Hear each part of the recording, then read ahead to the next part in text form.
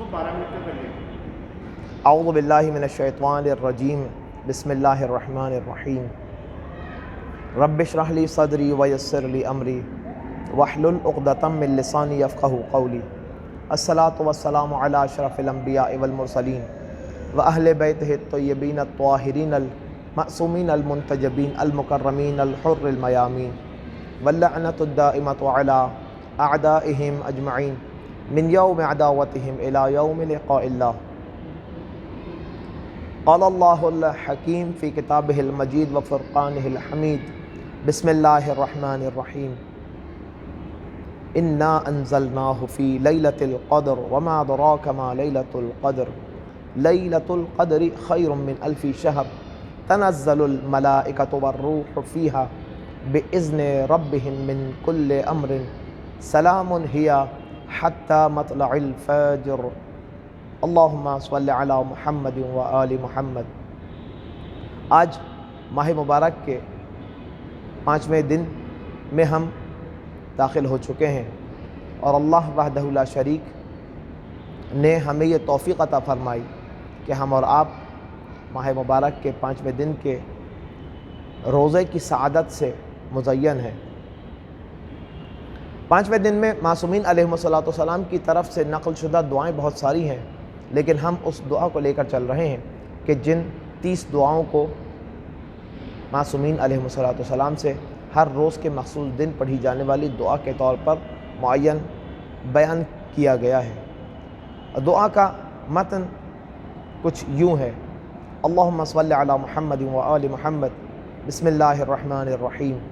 اللہم اجعلنی فیہ من المستغفرین واجعلنی فیہ من عبادک الصالحین القانتین۔ اے خدایا، ہمیں قرار دے دے آج کے دن میں استغفار طلب کرنے والوں میں سے۔ اے خدایا، اس دن میں ہمیں اپنی بارگاہ میں اپنے گناہوں کی معافی طلب کرنے والوں میں سے شمار کر دے، اور ہمیں اپنے مقرب اولیاء میں سے قرار دے دے۔ اپنی مہربانی سے اے بہترین رحم کرنے والوں میں سے۔ اللہ تبارک و تعالی ہم پر ہمیشہ رحم کرنے والوں میں سے ہے، وہ ارحم الراحمین ہے، وہ رحمتاً للعالمین کا خالق ہے۔ اس نے کائنات کے اندر حضرت ختمی مرتبت رسول خدا خاتم الانبیاء صلی اللہ علیہ وآلہ وسلم جیسی ہستی کو رحمتاً للعالمین بنا کر اس کائنات میں ہمارے لیے بھیجا۔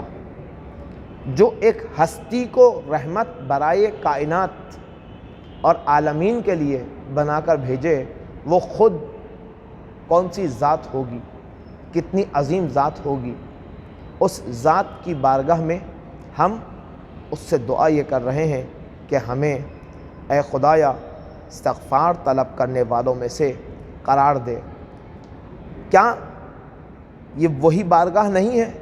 کہ جس بارگاہ میں سے یہ آواز آتی ہے، کیا کوئی ہے جو مجھ سے طلب کرے اور میں اس کی دعا کو قبول کروں؟ اور پھر کیا وہ یہی بارگاہ نہیں ہے کہ جو یہ کہتا ہے ادعونی استجب لکم، مجھ سے طلب کرو اور میں قبول کروں؟ خدا ہم سے ہماری دعا کو دعا کے کرنے سے پہلے بھی جانتا ہے، اس کے باوجود دعا کرنے کی طرف دعوت دے رہا ہے، اور دعا کرنے کی ہم سے تاکید کر رہا ہے، اور دعا کرنے کے تکرار کو پسند کر رہا ہے۔ ایسا خدا کہ جو ہماری دعا کو، کہ جس کا وہ محتاج نہیں ہے لیکن بار بار کرنے کو پسند کر رہا ہے، یقیناً پیچھے کچھ باتیں ہیں۔ خدا ہم سے ہماری توجہ کو اپنی طرف مبذول دیکھنا چاہتا ہے، اور اس طرح سے توجہات کو مبذول دیکھنا چاہتا ہے خدا وحدہ لا شریک کہ خدا ہمارے تمام تر حالات سے واقف ہونے کے باوجود ہمارے گریے کو دیکھنا چاہتا ہے، ہمارے آنسوؤں کو دیکھنا چاہتا ہے، ہمارے دست کو، ہمارے ہاتھوں کو اپنی بارگاہ میں دعا کے طور پر بلند دیکھنا چاہتا ہے۔ اور یہی نہیں، جو الفاظ ہم دعا کے طور پر خدا کی بارگاہ میں ادا کر رہے ہوں، ان الفاظوں کو ہمارے ذہنوں کی گہرائی سے اور ہمارے دلوں کی گہرائی سے نکلتا ہوا دیکھنا چاہتا ہے کہ کون ہے جو صرف اور صرف لقلقۂ زبان سے میری بارگاہ میں کچھ طلب کر رہا ہے، اور وہ کون ہے جو واقعاً خدا کی بارگاہ میں ہم سے، جو ہماری بارگاہ میں ہم سے اپنے دل کی گہرائی سے طلب کر رہا ہے۔ کس کی طلب طلب واقعی ہے،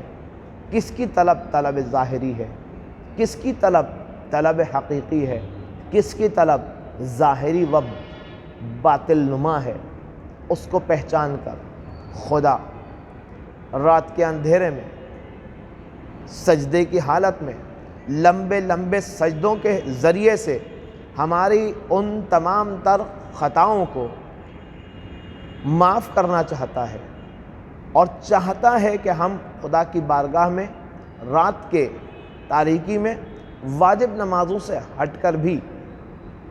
اس کی بارگاہ میں اپنے پیشانی کو سجدہ ریز کر دیں، اس کی بارگاہ میں سجدہ ریز ہو جائیں اور ایسے سرنڈر ہو جائیں کہ اسی کو رب العالمین مانیں۔ اسی کو رب العالمین کیسے مانیں؟ ایسا رب العالمین مانیں کہ واقعاً عالمین کا پالنے والا وہی ہے۔ جس طرح سے عام طور پر اگر ایک شخص کسی کا غلام اگر ہوتا ہے، کسی کا امپلائی ہوتا ہے، کسی کا نوکر ہوتا ہے، اس نوکر کو اپنے آقا سے ہر وقت ایک خوف طاری ہوتا ہے۔ کیا خدا ہم سے اس طرح کا خوف دیکھنا چاہ رہا ہے؟ قطعاً نہیں۔ وہ خدا کہ جو ارحم الراحمین ہے، عام بندوں کی طرح نہیں ہے، وہ یقیناً ہم سے ایسا خوف نہیں دیکھنا چاہتا۔ پھر وہ کیا چیز ہے کہ جس چیز کی طرف عام طور پر بیان یہ کیا جاتا ہے کہ خدا سے ڈرو، خدا سے ڈرو، کیا چیز ہے؟ یعنی خدا کی نافرمانی کرنے سے ڈرو، اور مکمل خدا کا احترام کرو، اور مانو کہ ہر جگہ خدا ہے، اور اپنے عمل کے ذریعے سے ثابت کرو کہ ہم خدا کی بارگاہ میں حاضر تھے، اور خدا کی بارگاہ میں حاضر تھے اسی لیے ہم فلاں گناہ سے ہم نے ہاتھ اٹھا لیا۔ ان مطالب کو بیان کرتا رہوں گا۔ سوال آیا وہ یہ کہ اگر ماہ مبارک میں ابتدائی دنوں میں ہم نے روزہ رکھا اور روزہ رکھ کر صبح کو سو گئے اور اٹھے اور غلطی سے بھول کر کہ روزہ ہے، پانی پی لیا، جیسے عام دنوں میں اٹھتے ساتھ ہی پانی پینے پہنچ جاتے ہیں پانی کے پاس، تو پانی پی لیا، اور جیسے ہی پانی کے 2 گھونٹ یا آدھا گلاس اتار لیا، پی لیا، تو یاد آیا اوہ آج روزہ تھا، آج تو ہم نے روزہ رکھا تھا، اس روزے کا کیا حکم ہے؟ جواب شرعی یہ ہے کہ اگر کوئی بھولے سے 1 گلاس، آدھا گلاس، یا پیٹ بھر کر پانی یا پیٹ بھر کر کھانا کھا لے اور پانی پی لے، تب بھی اس کا روزہ سالم ہے۔ شرط یہی ہے کہ اپنے اور اپنے خدا کے درمیان فیئر ہو کہ یہ حقیقت میں بھولے سے ہو۔ اگر جان بوجھ کر اس کام کو انجام دے رہا ہے اور یہ سمجھ رہا ہے کہ لوگ یہ سمجھیں گے کہ بھولے سے، لوگوں کا سمجھنا اس میں کوئی انٹرفیئر نہیں رکھتا۔ اگر وہ حقیقت میں بھول کر پانی پی رہا ہے یا پی لیا ہے تو کوئی حرج شرعی نہیں ہے۔ یہاں تک کہ بہت اہم مسئلہ ہے، اور اس اہم مسئلے کو دقت کے ساتھ سنیے گا کہ اگر چھوٹے بچے ہیں کہ جو ابھی ابھی روزہ رکھنے کی سن تکلیف میں آئے ہیں، جن کا ذکر میں پرسوں کر رہا تھا، وہ کہ جو سن تکلیف میں ابھی ابھی پہنچے ہیں، بلوغت میں ابھی ابھی پہنچے ہیں، اور ان کو اب روزہ رکھنے کی عادت ہو چکی ہے اور روزہ رکھ رہے ہیں، لیکن بھولے سے وہ کھڑا ہوا پانی پی رہا ہے، اور آپ دیکھ رہے ہیں کہ اگر وہ پانی پی رہا ہے اور وہ روزے سے ہے تو ہمارے اوامر میں سے نہیں ہے، ہم پر واجب نہیں ہے کہ ہم اس کو تذکر دیں کہ تم روزے سے ہو، پانی کیوں پی رہے ہو، نہیں، وہ بھولے سے پی رہا ہے، وہ بھولے سے پی رہی ہے بچی،